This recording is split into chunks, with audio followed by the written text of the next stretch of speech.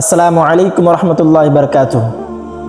সম্মানীয় ইমানদার ভাই সকল, আসুন আজকে আমরা জানবো যে বিশ্বনবী সাল্লাল্লাহু আলাইহি ওয়াসাল্লাম কেমন শিক্ষাগুরু ছিলেন। বিশ্বনবী সাল্লাল্লাহু আলাইহি ওয়াসাল্লামের শিক্ষা কেমন ছিল, এই বিষয়ে আমরা একটা হাদিস লক্ষ্য করি, যেটা সুনানে ইবনে মাজার হাদিস। সুনানে ইবনে মাজার 229 নম্বর হাদিস, যেটা হযরতে আব্দুল্লাহ ইবনে আমর রাদিয়াল্লাহু তাআলা আনহু থেকে বর্ণিত আছে। উনি বলেছেন যে রাসূলুল্লাহ সাল্লাল্লাহু আলাইহি ওয়াসাল্লাম বলেছেন, ইন্নামা বুইসতু মুআল্লিমান, নিশ্চয়ই আমাকে শিক্ষা গুরু হিসাবে আমাকে পাঠানো হয়েছে। বিশ্বনবী সাল্লাল্লাহু আলাইহি ওয়াসাল্লাম বলছেন, আমাকে পৃথিবীতে পাঠানো হয়েছে শিক্ষা গুরু হিসাবে। অতএব একটা নমুনা আমরা লক্ষ্য করি, যেটা হাদিসের মধ্যে আমরা পেয়ে যাব, যেটা বুখারী শরীফের 12 নম্বর হাদিস।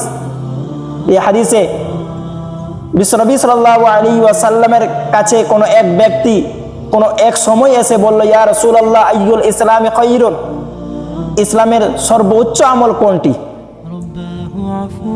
বিশ্বনবী সাল্লাল্লাহু আলাইহি ওয়াসাল্লামকে জিজ্ঞাসা করলেন, ইয়া রাসূলুল্লাহ আইয়ুল ইসলামি খায়রুন, ইসলামের সর্বোচ্চ আমল কোনটি? তখন বিশ্বনবী সাল্লাল্লাহু আলাইহি ওয়াসাল্লাম তার উত্তরে বলেছিলেন, তুতিমুত তুআমা ওয়া তাকরাউস সালামা আলা মান আরাফতা ওয়া মান লাম তা'রিফ। তুতিমুত তুআমা, তুমি ক্ষুধার্তকে খানা খাওয়াবে, তুমি মানুষকে খানা খাওয়াবে।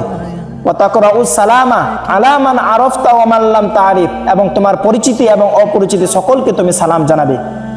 দেখুন বিশ্বনবী সাল্লাল্লাহু আলাইহি ওয়াসাল্লাম একটা ছোট্ট মতন একটা হাদিসের মধ্যে কি শান্তির বার্তা দিলেন। বিশ্বনবী সাল্লাল্লাহু আলাইহি ওয়াসাল্লাম এখানে ক্ষুধার্তকে খানা খাওয়াতে বললেন, এখানে কোনো ধর্ম জাতি পার্থক্য না করে বললেন, তুমি ক্ষুধার্তকে খানা খাওয়াবে, আর তোমার পরিচিতি অপরিচিতি তুমি সকলকে সালাম জানাবে। কি সুন্দর শান্তির বার্তা দিলেন বিশ্বনবী সাল্লাল্লাহু আলাইহি ওয়াসাল্লামের শিক্ষা এমন ছিল। আসসালামু আলাইকুম রহমতুল্লাহি ওয়া বারাকাতুহু।